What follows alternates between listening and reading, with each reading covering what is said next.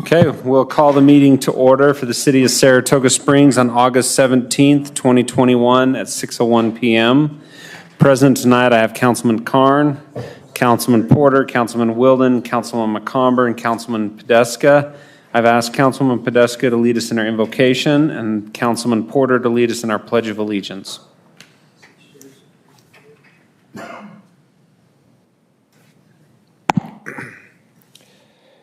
Dear Heavenly Father, we thank Thee for this opportunity to meet together as a city and grateful for the freedoms that we have to be able to do so. We pray for Thy Spirit and guidance to be with us throughout this meeting, to help us to be efficient as well as be able to accomplish the things that are meeting together tonight. We're grateful for this wonderful city and the state that we get to enjoy and we pray that for a safe return when the time comes. And in this we say, in the name of Jesus Christ, amen. Please rise and join me in the pledge. I pledge allegiance to the flag of the United States of America and to the republic which stands one nation under God, indivisible, with liberty and justice for all.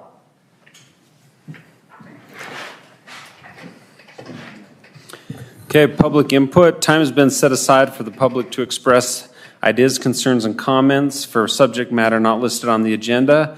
Please be respectful in your comments. Please limit your comments to 3 minutes. Please avoid repetitive comments. And please state your name and address for the record. Is anybody here for public input? If you're here for the public hearing on the vacating Lake Mountain Estates Plat D drainage, please hold your comments for that. Anybody here for public hearing? Okay. Was any sent in? Okay.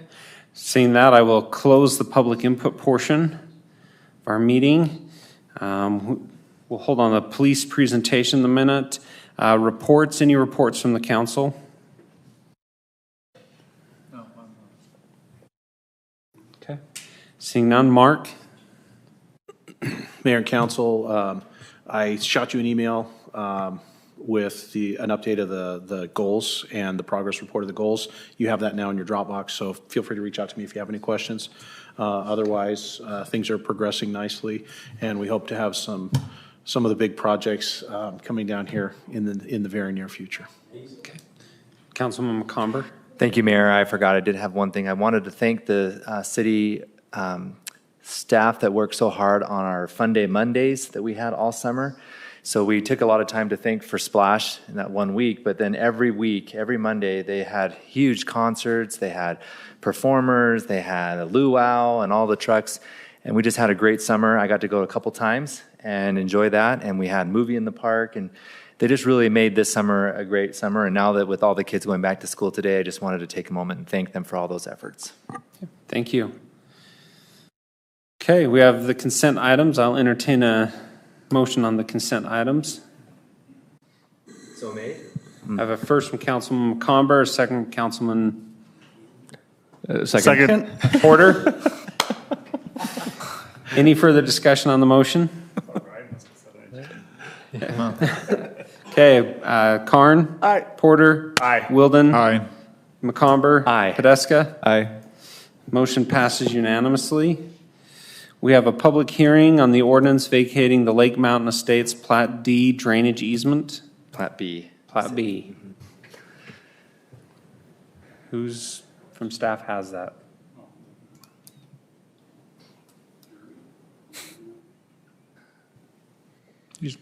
Okay, Kevin? I'm not sure exactly what this pertains to, but they're using the standard template ordinance that I have, and these drainage easements oftentimes need to be vacated when plats are being recorded, and that's what's happening now. So, and we have to hold a public hearing, and that's about all I know about it. So We're just an old I don't know who's here canal that's supposed to present. I can give a better description. Thank It's you, an old Kevin. easement, yeah. It actually, the sewer line used to go from the Harbor Lift Station straight across this property to the lift station that's near El Nautica.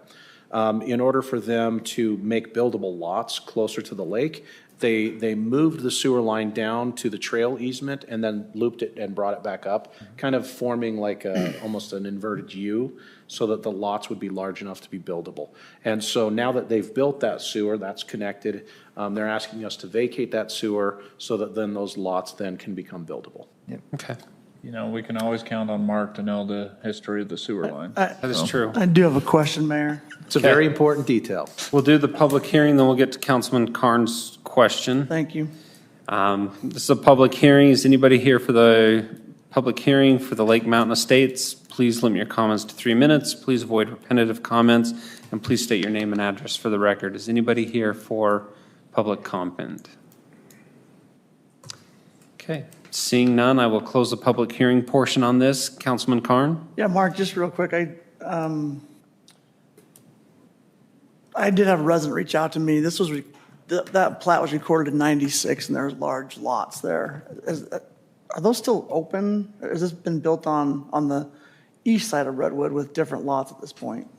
So basically, everything east of Redwood Road has been, I don't want to say all of them, because there's still a few lots that are still 5-acre lots. But the majority of those lots have been reduced down to about quarter-acre lots. And so this subdivision was approved for quarter-acre lots, and so it will allow for, you know. So it was replatted at some point? Yes, that was done previously. Okay, is this south of the current Lake Mountain? So it is, it's not south of the current Lake Mountain. It's due east of the current Lake Mountain. If you think of McGregor Lane, McGregor Lane takes that 90-degree turn. It's right across from where Bud Podeska used to live. Okay. And so it's a lot that is kind of almost wedge-shaped that goes back to the lake on the east and then comes forward in kind of a wedge shape towards McGregor. Okay, thanks. The name of the plat that was approved for the Utah County plat back then, before that area was incorporated, was Utah Lake Estates. That's why that name is there.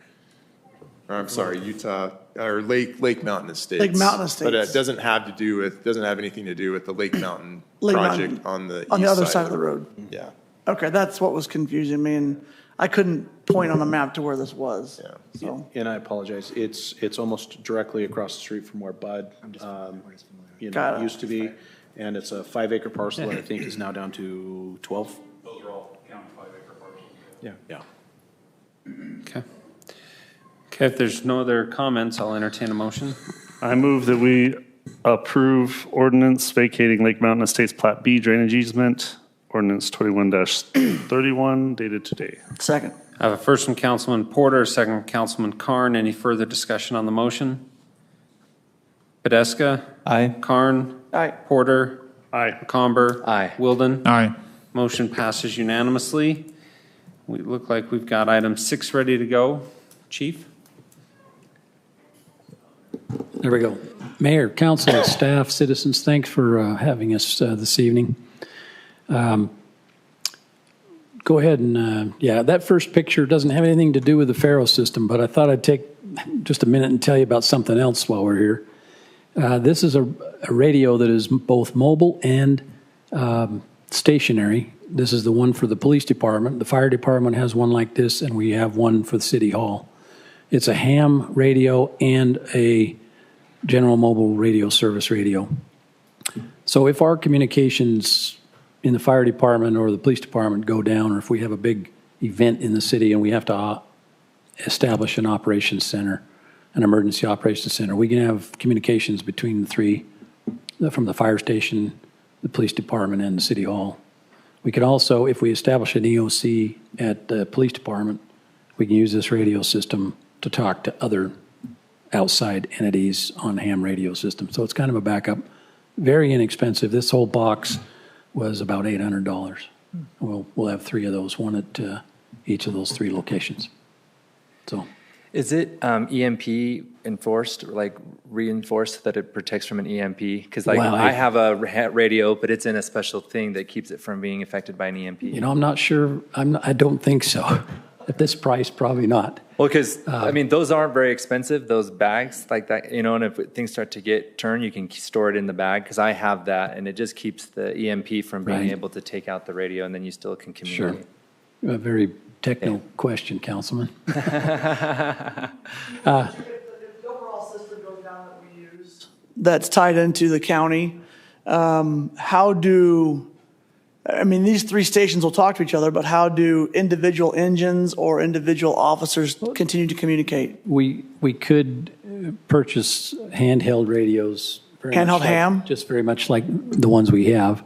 They're not very expensive. We could get a few of those to spread among our most important assets.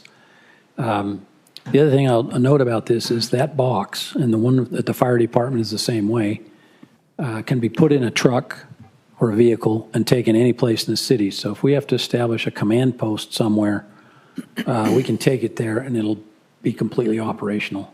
Would that require every operator to get a license? No, typically a ham radio operation does require a federal communications license, but in an emergency, a police department and a fire department can utilize the radio system without the license, but only in an emergency. What are the odds that system goes down? Not this, but the general system we use. I mean, what would cause that to happen? It's hard to say, and of course, proponents of the system say it won't happen, but Right? in my career, I have seen where the repeaters on the mountains have gone down, and unfortunately, without the repeaters, we are not in communication. So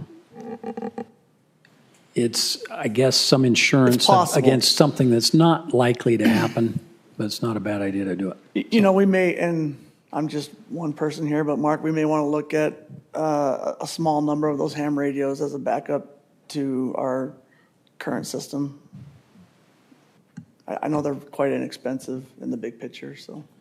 We have the previous ham radio that's been installed in this building. Right. One at the fire, we have one at the police. I'm talking about handheld units So- outside of those three, so that the mobile assets would also be in communication, not just the stationary ones. Yeah, and we can communicate with those via the general mobile radio system or the ham radio system.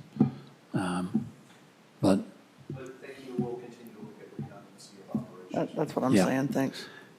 sorry, I didn't realize that'd take that long. But we're actually here tonight to introduce to you a new system that the police department recently acquired that is going to assist us in the investigation of major accidents and major crime scenes.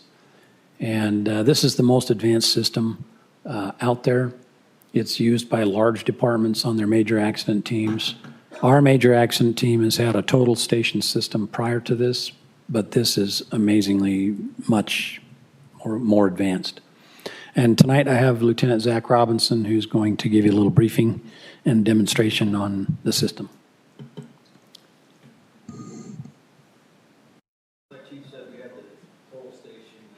Does he need to use the microphone? We had the total station, which was basically a surveying tool, line of sight, laser and stuff. And it took us on generally 30 to 45 minutes to get that thing set up in the right spot, and we didn't move it around. With this system, we have the option, on our last fatality we had at Foothill and Corey Ride with a motorcycle, we took 27 scans, and that's something we never would have been able to do with the other system. So it gives us a much better picture. The other system allowed us to basically get a 2D rendering or basically drawing of the intersection. This gives us a 3D image that you can move around the scene, everything. The other thing it takes is, we go on the scene and we take photos. Well, the photos only give you small snippets of what's going on. And so I have, I went and scanned the courtroom, and we took, just some shots just to kind of show the difference.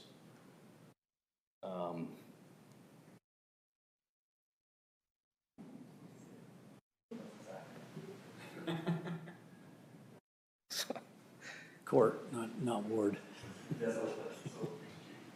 So this just gives you, you know, the basic photography we would normally have in a scene. Well, in a crime scene, we want to be able to have the scan and be able to go in and point at an exact piece of evidence and say, hey, this is this, and you see it on the scene, not in just a photo. You see the overall scene. So it gives us much better presentation, much better product for going to court and those type of things, because a lot of these fatality accidents, not all the time, but sometimes we end up charging, you know, with vehicular homicide or negligent homicide, DUIs, that kind of thing. And, you know, we had a recent one, which we have filed negligent homicide charges on. And that was with the assistance of the Salt Lake City Police Department. We were able to get scans of the cars and With this kind of system. with this kind of system. Actually, one of our old officers came down, Kevin Flitton, and helped us out. And so we'll be able to get the crush factor, which will tell us speeds and help us to rebuild that scene. So real quick, I'm just going to run this, just kind of show you how quick it is. And then I'll show you the courtroom one I did so that we don't have to wait for me to put it all in the system. And A typical scene that we would go to and spend 5 or 6 hours on our total station system getting a 2D drawing. We can take this system and in about 2 hours get a 3D drawing with a lot more data. And this is just a LiDAR system, right? It's bouncing laser off. Yeah, but it's configured, it's programmed specifically for major accident scenes and crime scenes and that kind of stuff.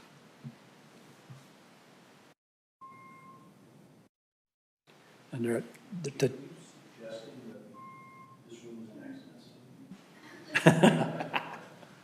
not at all.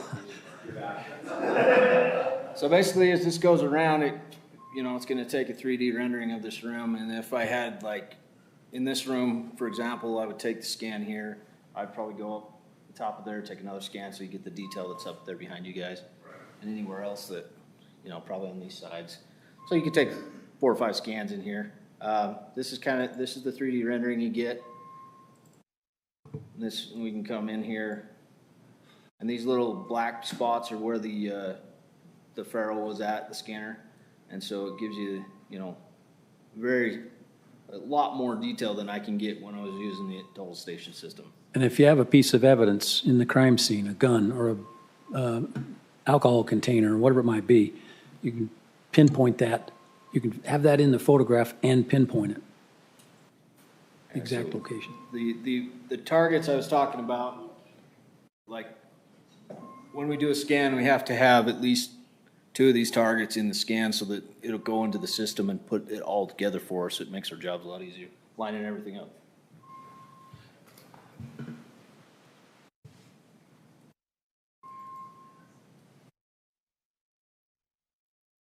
So this just gives you, say we had a handgun or something right there on the table, or droplets of blood and that kind of stuff. I can't show that through normal photographs. So this, brings us to a whole nother level of ability to present what the crime scene was. So. I'm not suggesting this be a crime scene, I'm just saying. It detects all guns. No.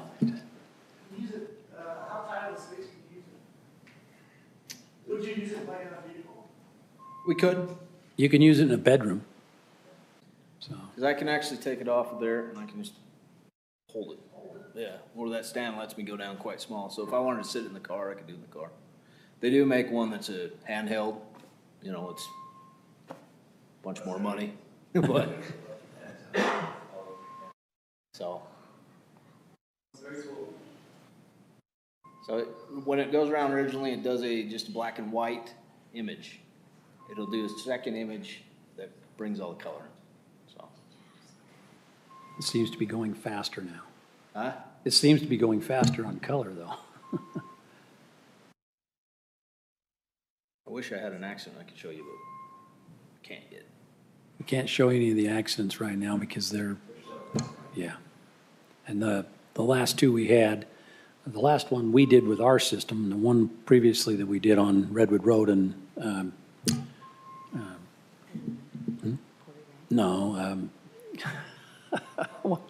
Harvest Hills, thank you. That one, we use the Salt Lake City Faro system. Those two cases are going very well as far as the investigation and charges against the perpetrators, so. So something like this would have normally taken me quite a bit more time because we would have been out there shooting each point, and we wouldn't have got this kind of detail. We would just get a sketch that showed cars here, skids here, that kind of thing. So it's obviously much more detailed and provides us a much better picture of what happened, so. This is nice too, because if you could, after the fact, I wish we'd taken a shot, this angle or onto this object or something, because it becomes important to the investigation. You already have that data stored and saved, right? Exactly, yeah. Does it give you the ability to measure distance within the image? Yes. So you can go like from the door to a piece of evidence on the ground. Yeah. Can you do angle? Yep.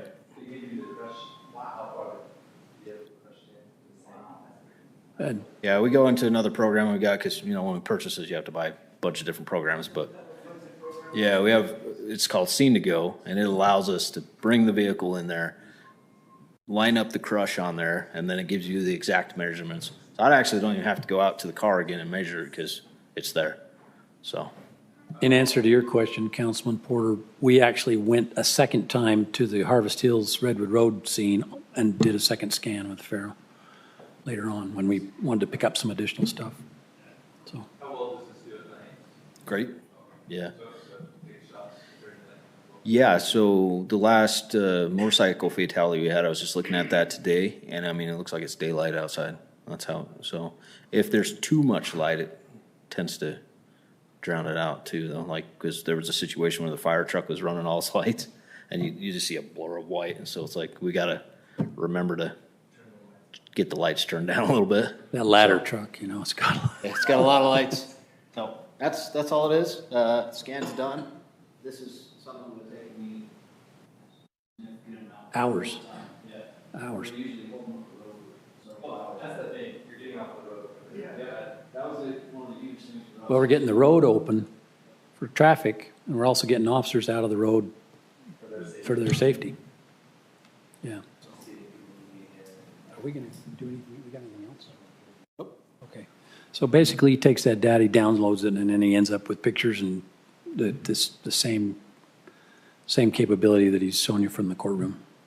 We'd have to do that. It'd probably take a little bit of time, too much here for city council meeting, but gives us a huge capability in the area of not just the major accidents, but also in investigation of our major crime scenes when we have them. And puts us advanced. There's not very many departments our size, even some bigger ones, don't have this system. So we've already run, we haven't run it for Lehigh yet, but we did do total station system assistance to Lehigh a couple of times. several times. And now that we've got the Faro, we'll probably get asked a time or two to go help somewhere, but. Is that part of mutual aid or?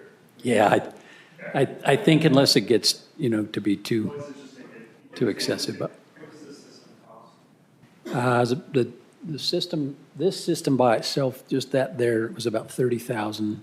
And we paid for most of that with a federal grant that we got. And then there was about $10,000 of peripheral stuff, about 5,000 of which we had to pay out of pocket, but about 35,000 of it we got paid by a grant.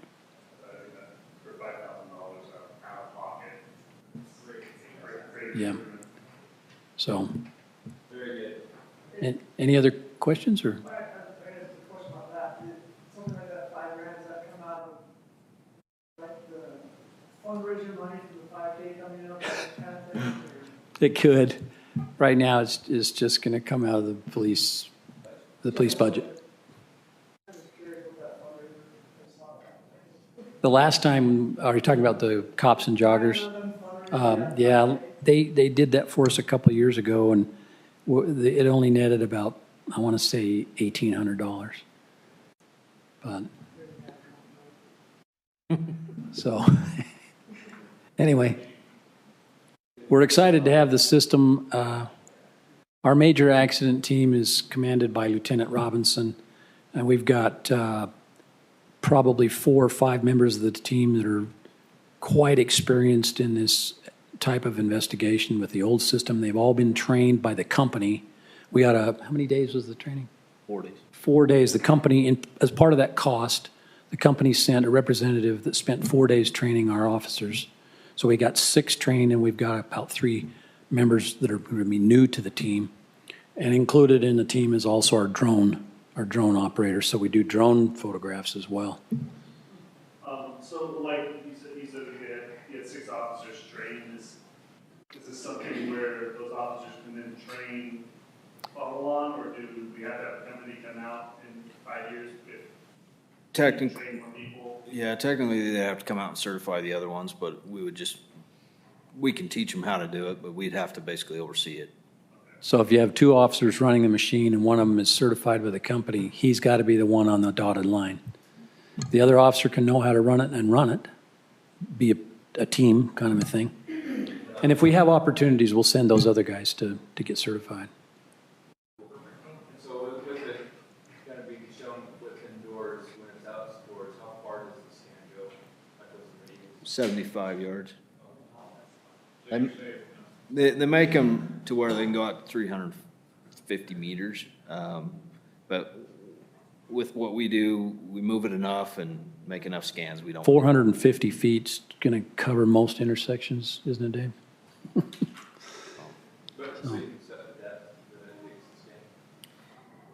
That's just the max range. It just takes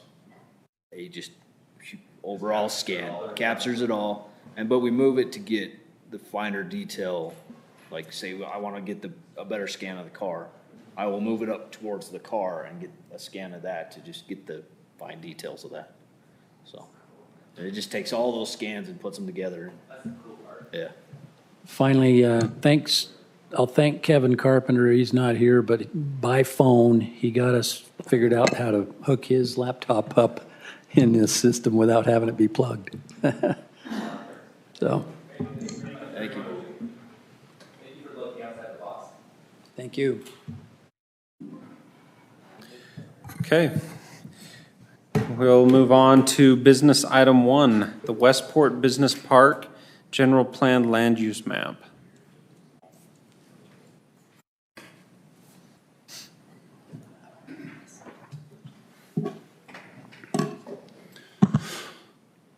Mayor and Council, this is a request here to rezone and change the general plan land use map. The current land use on the property is office and regional commercial. The proposed land use would be office warehouse. Then the current zone is ag, and the proposed zone would then be office warehouse. Larry Lindstrom and Mark Johnson are the applicants. Redwood Road and Cambria Drive, the property you see here in the blue.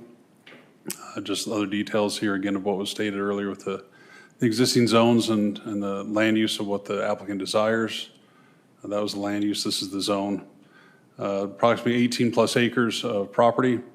If you recall, the property just to the west of there was which went to Lehigh, so now this is property that now does front up against Lehigh.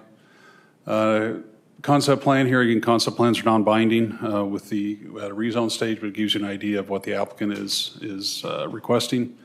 Would be the office warehouse flex type buildings. I would say examples there in the pictures. We do have our standards as far as architecture standards go. Would be probably a little more doctored up than that, but just to give you an idea. Planning Commission recommends approval with the findings and conditions, and then of course you have the option to continue or deny. Okay. Any discussion from the council? Okay. Councilman McComber? I don't have any. Oh, okay. Councilman Porter?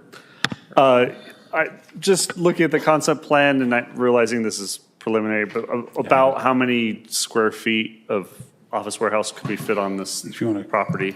Or are you hoping to put on the property? Are you guys the applicant? Yeah. Well, we're filling in for the applicant. Okay. Just give your name and city residence. Good evening, Mayor, council members. Good to be with you. I'm Jared Christensen with Mustang Design, and this is Parker Johnson with Mustang Design as well. We're filling in for the applicant kind of last minute here. I don't know the exact square footage. I know the little building up at the top in the middle. I know that's about 40,000, 35 to 40,000 square feet. So kind of just referencing from that and looking at the other buildings, you can kind of estimate what the square footage would be. Okay. And are these the kind of the 2-story tilt-up office warehouse? Sort of similar to what's seen on the screen. Yeah, tall, yeah, exactly. Okay. So you're probably, I don't know, 20 to 30 feet. We've done similar projects like this in Pleasant Grove recently. We've noticed the demand for these Right. for businesses. They're very, the flex space is great Right. for businesses, a No, good place to find a home. Just some sample businesses that we've worked with: Ghost Longboards, Moji Life, Rival Athletics, Torque Trampoline, Ranger Academy Martial Arts. So just a wide range of eclectic businesses that like to come in here. So. No, I mean, we've been trying to get more of this into the city as job centers, so I think it's great. Councilman Porter, I want to say that building, the larger building, I want to say it was near 100,000, Okay. if I recall in the plan. It looks like about 300,000, 350,000 total. Sweet. Right. Yeah, I just Podeska? had a quick question with that building in the top middle. I know it's concept plan again, but is there adequate parking for that middle building? At concept plan stage, we really don't get in the meat and bones of parking. It's just to say, hey, we're going to put, in this case, office warehouse flex. We could have room to put another building up there. I would obviously have to meet whatever the current parking standards Yeah, are. just so it's not taken away from the other tenants that would be in the other buildings. Right, there could be cross-access and parking easements as well. I mean, overall, it would still, everything would still have to meet whatever the current standard would be. Perfect. That's it, thanks. Councilman Wilden? I agree this will be a good addition to the city, bring in jobs. And I know there's a concept plan, but at the end, I like where you put the loading bays, the trucks. It took me a minute to realize those were trucks. I had to zoom in. But away from Redwood Road, so that's not up front. And the designs, I think those are pictures, I would guess, from your Pleasant Grove store. The front part of it looks great. I like So the crown it doesn't molding. look like a warehouse from the Redwood Road side, and the residence Harvest Hills on the other side. So I think it's a good layout. Perfect. And a lot of residents have a view of this. Yes. Because they have a view of the valley, so it's nice. And if you recall, a while back, you did a code change which allowed, typically parking would have to be majority of the side and rear. You did do a code change a while ago to allow that parking to go in front, because of the nature of this type of building, the backsides are all going to be loading docks, things like that, and so. Customer parking. The customer parking in the Correct. front, yeah. Councilman Carn? Yeah, Dave, I'm having a little bit of deja vu. Did we approve a project just like this, just north of here? Yeah, it was We did, right? 25, we call it 2550 North Redwood Road. Just- Yeah. It's on the other side of the. Just on the other side of that storage Yeah, stuff, right? yep. Okay. Is it Yep, the same, just same north. group? No, It was Okay. it was a HADCO project. Okay. but you're not losing it. No, I was looking through it going, we did this. What? You're not losing it. It's on the other side. But it's already been approved, He then, may right? still be losing it, but Side of red. Same On the side same of the side, road. just On the other a couple side hundred of yards the- north. that's not Yeah. proof that he's not It's on the losing other side it. of the car doctors, whatever Yeah. that thing's called now. Thank you. Can't remember what No, they I don't have any questions. You had a comment? Yeah, so I'm just reviewing the development agreement. I've been gone for a little while on vacation. And I noticed that this is not the version of the development agreement that I've reviewed and approved. So if the council, I would just ask that the council give a conditional approval of the development agreement or of this item so that it can move forward with the preliminary plat while we're working out the final details of the development agreement. And also the conditional approval of the rezone. I don't believe staff has reviewed this development agreement that's been signed. And I don't believe staff even received a red line copy of this agreement before the developer just signed it. So that's what I would ask. I don't want to slow down the process, but I'm certain that staff is not comfortable with this version that was signed by the developer because there's also other engineering issues that should be reviewed and planning issues that should be reviewed as well. Sounds good. Perfect. Okay, I'll entertain a motion.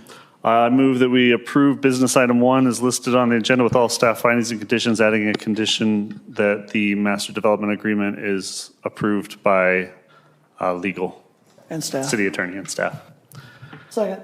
Okay, I have a first from Councilman Porter, second from Councilman Carn. Any further discussion on the motion? Podeska? Aye. McComber? Aye. Wilden? Aye. Porter? Aye. Carn? Aye. Motion passes unanimously. Thank you. Good luck. Gentlemen. Yeah, Thank you. Do you have attendance for it already? No. He has tenants approaching him all the time way in advance. Yeah. Since that seems to be the story. Yes. Yes. Okay. Thank you, gentlemen. Have a good night. Thank you. Thank you. Okay, we have business item 2, Harvest Point Commercial Plat B, preliminary plat. Yeah, Mayor and Council, this is coming to you as technically, it's a plat amendment in a sense. It's taking a platted lot, dividing into two. That's why you're seeing it here. Proposed subdivision you see on the screen here, currently one lot. You can see the division to make it 2 lots. This is where the dental building was approved by the Planning Commission not long ago. Which the crosshatching you see on the drawing there, that's just an easement, access and parking easement between the 2 lots. So really you're looking at taking 1 lot into 2. Staff recommends approval. The Planning Commission recommends approval of this as well. Any questions from the council? If not, I'll entertain a motion. I'll move approval of business item 2, including any staff findings and conditions. A second. First from Councilman Wilden, a second from Councilman Podeska. Any further comments on the motion? Karn? Aye. Podeska? Aye. Porter? Aye. Comber? Aye. Wilden? Aye. Motion passes unanimously. We have the D2D real estate, general planned land use map. This is another application for rezone and general plan amendment at Redwood Road and Aspen Hills Boulevard.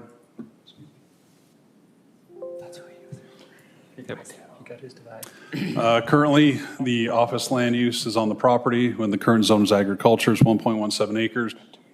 The applicant would like to change each of those to regional commercial for the purpose of developing a office on the corner. And to do that, they do need that the zone change and the general plan change. Councilman Wilden, you had a comment? Well, I think it's a comment question. I discussed with Mark. I know it's an office building and it could fit in the existing zone, but the parking's a little bit different for regional commercial or other things, and so that's why they're changing the regional commercial. Yeah, talking to the applicant, and I thought he would be here tonight. His thought was he wanted his options to remain open. Obviously, you can do office and regional commercial. You can't do a lot of regional commercial uses in the office.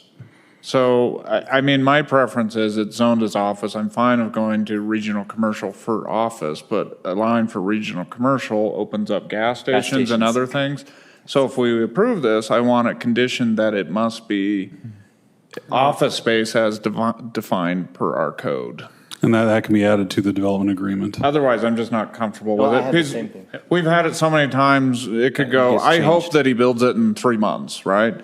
But we've had so many times where they come back in a year or 2 years, like Fox Hollow, oh, it just isn't gonna work here. Sell it off. So now we need to put a Sinclair, or whatever. I didn't mean to mention a name there. Yeah, no, but a it's gas true. station.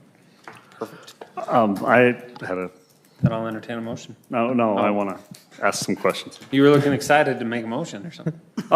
So to the point, somewhat of Councilman Wilden, Councilman Comber, I hate to sound like a broken record here, but I do not and continue to not understand why we have applicants come in asking for zones other than our office zone in order to build offices. And yeah, if I could jump in, I tell the applicants from the beginning, this is what the general plan says the council wants office uses. I mean, they have every right to request whatever they want, pay the fee, we'll go through the process, but I always tell, in fact, the property just south of here, I had a phone call yesterday about it.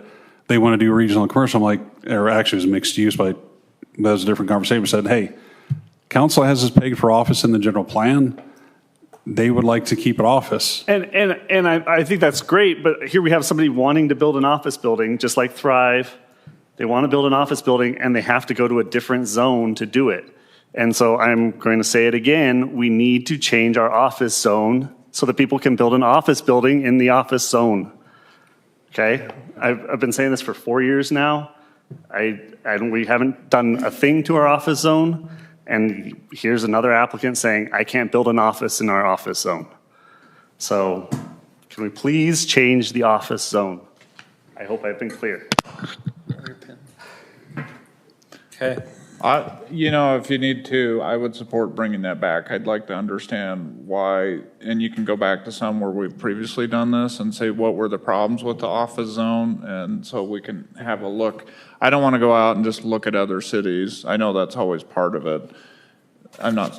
I just think we need to follow up with these developers and what was the cause of the problem, the consternation for not using that, and then make adjustments based upon that. For me, I have no problem changing to this regional commercial, but with the condition that they have to build the office building to the office zone requirements.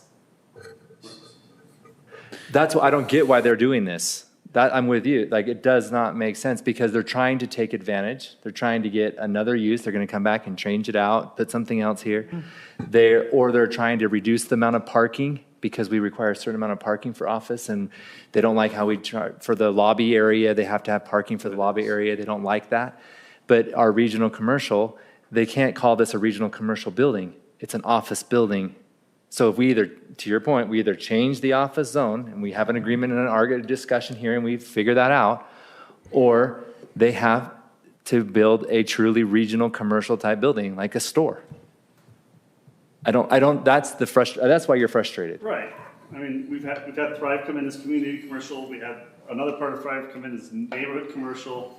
Now we have this building coming in as regional commercial. Nobody wants to build an office building in our office zone, and I just obviously there's something wrong with it. Do we know, and I know they're not here, I presume. They're not. Unless they're under 8. I'm joking. I totally lost my train of thought. Oh, here we go. I'm so funny, I laugh at myself. Do we know why specifically they're requesting this? Well, I mean, it'd be helpful if they were here. Yeah, like I said, he told me he wanted to keep his options open. Obviously, that opens the door up for, well, maybe I don't want to do an office now. I've got a regional commercial user that has contacted me and wants to go in that corner. Great. Why the business park may not work? I don't know. A tire store could go in regional commercial. Yeah. I mean, his concept plan does show office. You're obviously more than welcome and have the ability to tie that to in the development agreement. Obviously, they would have to sign if they agree to it. If not, then it stays the existing land use and zone we currently have. Well, and this is pretty close to, I don't remember I was talking to, pretty close to the school. Mm-hmm. And I would prefer there's certain regional commercial buildings that would be fine in the middle of wherever, but not close to a school. I think an office space. I don't know. I'm personally, if they're not willing to come and explain what they want to do specifically, I prefer to just table it indefinitely until they show up. Or just deny it and let it stay an office building in the office. Mayor, do you have any insight to this?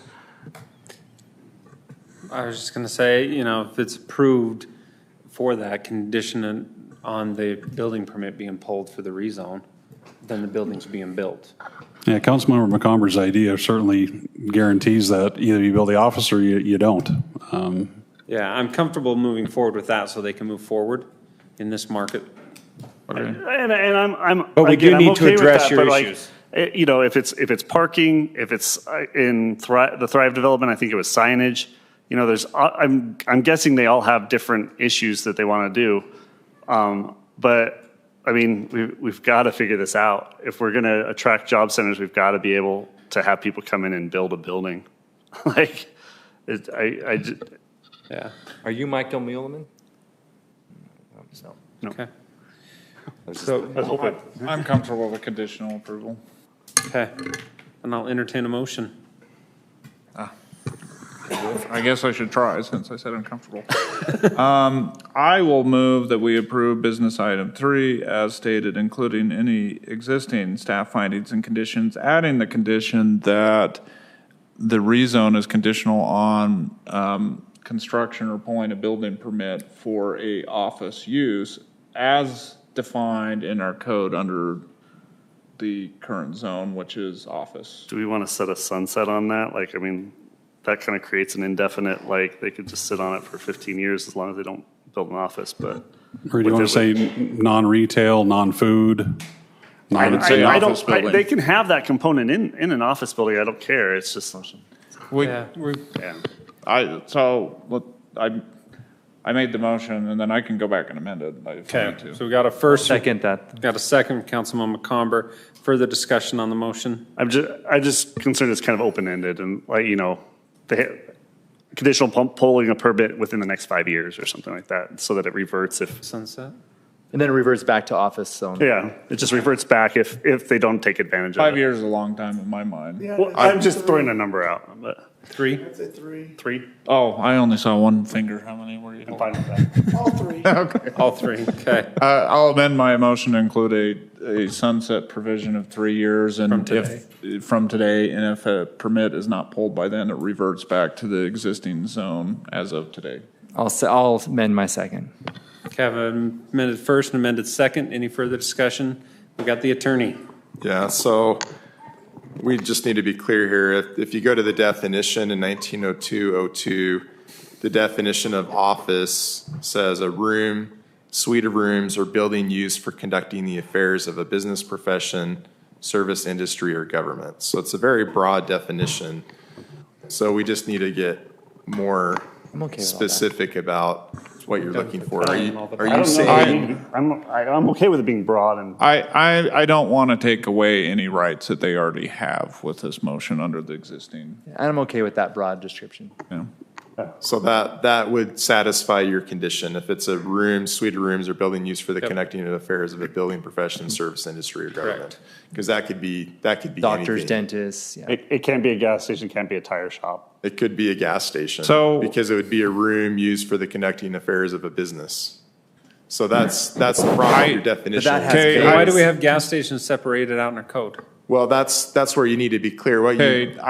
If your intent is to say, we only want to allow the permitted uses in office warehouse zone here, then say that, but not the definition. I will amend my motion. I already got it solved. Okay. I will amend my motion that in this zone, the building permit cannot be associated with a business type or building that is not allowed in the office warehouse or office Warehouse. zone. No, business park zone? Whatever it is, business park zone. Whatever the zone is called. That's why I was saying help me out. Legal Eagle, do we got that? That's much more clear, so thank you.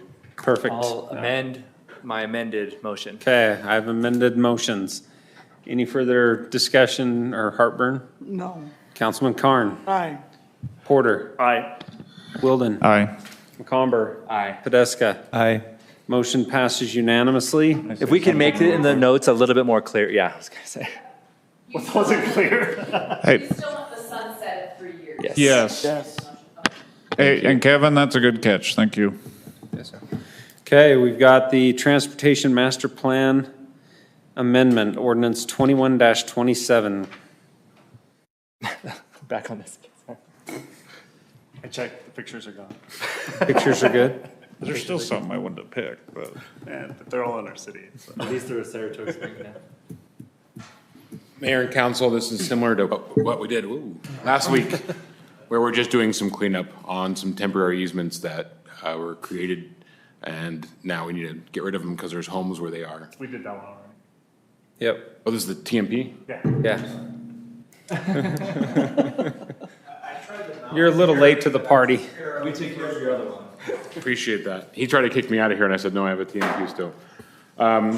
So you guys, we had this discussion last week. We had some direction on cleaning up. I think we identified 4 items. Those were corrected. Just to go through them really quick, that was changing Wild Blossom to a 3-lane west of Chianti. We got the signal back on at Commerce and Redwood. Changed Riverside to a collector. And then there was only one addition that we didn't talk about that I want to just make sure it was clear with you. Planning wanted to make sure. We're showing a local connector between Eagle Mountain and Saratoga on the extension of Talus Ridge Drive. So on the old TMP, Talus Ridge Drive went from Foothill up to drawing a blank, Mount Saratoga Boulevard. And it teed into Mount Saratoga Boulevard, but didn't have anything going west to Mount Saratoga Boulevard. Eagle Mountain prepared a draft of their updated TMP, and they showed a connector. They have a road there. And so talking to Edge Homes, they were okay with that being a local. So this one shows just a local connector. So Talus Ridge Drive would continue through Mount Saratoga Boulevard and connect to a local road in Eagle Mountain. But it would just be a local road. And then that provides, otherwise you would have no interconnectivity between Pony Express and SR 73. So this does provide, basically right in the middle of the two, a connector that if people wanted to drive back and forth between the cities, but it wouldn't be, it'd just be a local connector. It It's wouldn't an be- east-west connector. Can you, which page did that get? I'm scrolling through here trying to find it. Yes. I'm seeing all like the current stuff, but not like the, Yeah. I didn't notice that change, so. Is that gonna be page 13, Chris? Let me find that for you. That was the big thing. I know it's later in the back. If you turn to page 48, it says 48 on the bottom. I don't know what page of the PDF Right. that is. It's a dark gray. It's a dark gray line. 46. Oh, okay. So it's just local roads are gray. Okay. So it's just a dark gray line. All right. And yeah, Edge Homes was okay with that. So I talked to them first. Just seemed like it would be nice to have something in between. That's a pretty big distance to have no east-west It's where connectivity. you almost can't see it because of the mountains. As long as it's local, it's not a big connector. Yeah, I think that's. Just wanted to make sure, planning wanted to make sure that was clear with you and then we'll work on that, so. Other than that, that's the only other change besides the changes we discussed last week that were implemented for your direction. That's why. Perfect. So, Okay, Okay. I'll entertain a motion. I got a quick question, Mayor, sorry. sure. Hey, Jeremy, early in the deck, there are two lists. There's the roadway project list and the signal project list. Okay. Are those prioritized on those lists, or are those just listed? No, they're just listed. I don't know if there's any general rhyme to reason as far as the numbering. It looks like it's somewhat geographic, that they started in one area and did Okay. it. And then when they did the updated report, some of those numbers carried over. So my guess is a version or two ago, it was much cleanerly geographic, and then it kind of got jumbled as they moved projects. So yeah, there's really no So I've had priority. It's just convenience on the labels. some people look at this and reach out to me on asking on timelines. Maybe I can connect with you after. Yeah, so that document, that would be the IFFP, right? So our impact fee document would be the one that prioritizes where the funding would go. This document really is more just, what do we want to do? What do we want to build out? But it doesn't really put together a game plan to how to get there. That's the IFFP that says, as we collect funds, where do we want to spend them? Okay. And so we did an update on the IFFP, I want to say 3 or 4 years ago. We actually have the IFFP document, a draft. I'm waiting for the final version. I'm supposed to have it tomorrow. Then I can share it with you. We'll have an open house, hopefully with the development community, probably the 1st of September. That'll give us a new prioritization list. That will incorporate this new big picture game plan. Perfect. And that'll lay out the prioritization list of projects. Will that be a public open house? Yes. Okay, that's what I needed. Thank you. Okay. Entertain a motion. Mayor, I move to approve business item 4, Transportation Master Plan Amendment, Ordinance 21-27, dated 8/17/21. Second. Okay, I have a first from Councilman Carr and a second from Councilman Porter. Any further discussion on the motion? Councilman Podeska? Aye. Comber? Aye. Wilden? Aye. Carn? Aye. Porter? Aye. Motion passes unanimously. Is there a need for closed session tonight? Okay, then I will adjourn the meeting.